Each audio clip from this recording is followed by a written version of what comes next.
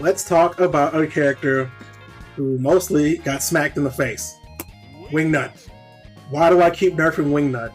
Because I hate the character. I mean, because he's had some issues that made him a little too good, and it's my job to rectify that.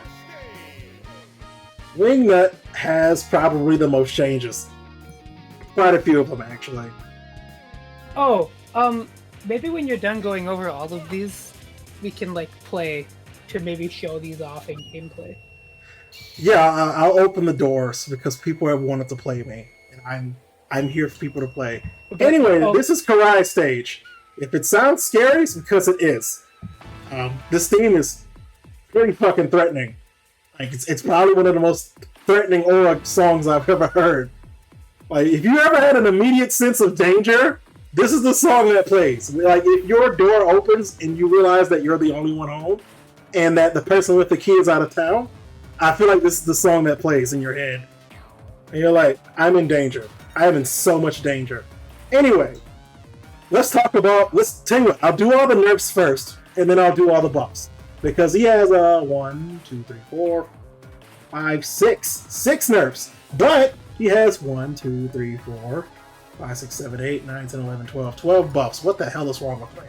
Anyway, the hang time on dive attack, it's not as long as it used to be. Because he used to be able to like dive kick all the way from over there and hit you while being low to the ground, but now it stops. So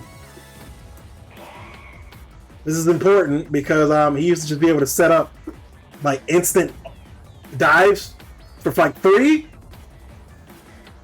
His buffs aren't as significant as you would think they are. The dive attack, incidentally, the dive attack damage has been lower than the light one. There's a height restriction unless you do it at the dash. Like you can't just do like the height restriction is about there. This gives you a lot of time to react to it. The startup has been increased on it for all of them, and yeah, it's a lot more reactable. So thunderclap, if you were to juggle, it does not send them behind you anymore, allowing you to set up a lot of free multi-way mix-ups, I guess. And the recovery on this has been increased by a significant amount. Conversely, it launches them higher. So let's talk about the buffs. This is an overhead. This is just as an overhead now, which is why it's so much slower. This is not an overhead. Keep that in mind.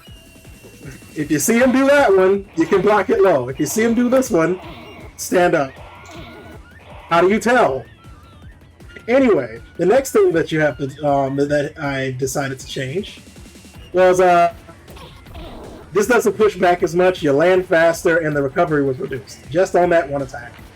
The startup on this has been decreased by 2 frames. The startup on this has been decreased by 2 frames. The startup on this has been decreased on 2 frames, and the startup on this has been reduced by 1 frame. Those are all of his buffs.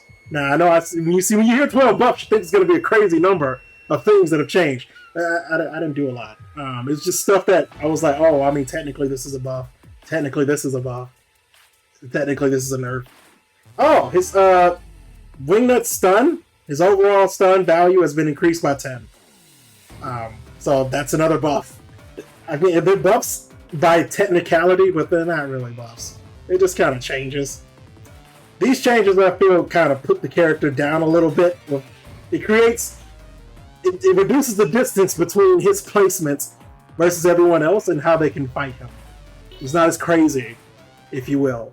He's still fair. And he's still good, but he's fair. Ultimately, if a character was too good, I just made them fair without breaking their legs.